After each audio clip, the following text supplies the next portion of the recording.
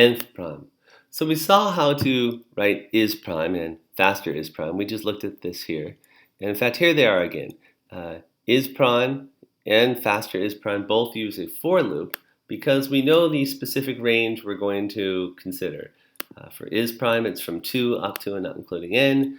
And for faster is prime, it starts at 3 because we only need the odds, hence we step by 2, and we only have to go up to the square root of n.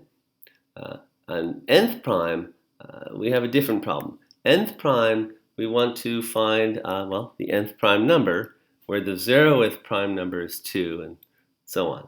So 2, 3, 5, 7. So if n was 1, we'd return 3. If n was 2, we'd return 5. So you can't use a for loop here because we don't know how many numbers we're going to have to check to find the nth prime number. It's an indeterminate range, and that means that we should use a while loop. We've seen a pattern for this already. The pattern we've seen was that the nth multiple of 4 or 7. That was up above. Nth multiple, there it is, of 4 or 7 here. And here's the pattern, which we've seen in an earlier video, and I won't repeat it here, except to say that this pattern comes up over and over again, this pattern of the nth item.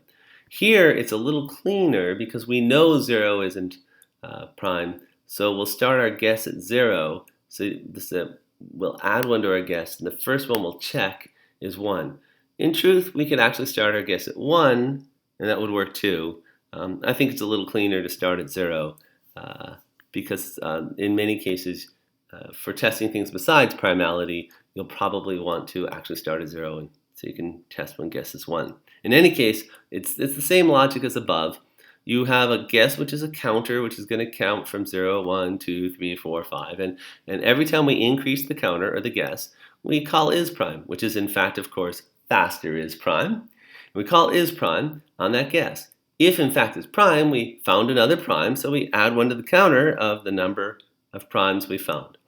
When finally we made it up to the n that we need to find, we return that last guess, which will be the last prime number.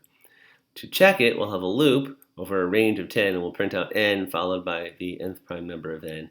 And as we can see, when n is 0, it's 2. When n is 1, it's 3. 2 is 5, and so on. So in fact, this works and finds the nth prime number. There are other ways to find the nth prime number, such as using the sieve of Eratosthenes, but we haven't learned about lists yet, and so really a sieve is not a good option at this point. And there's other even more sophisticated ways.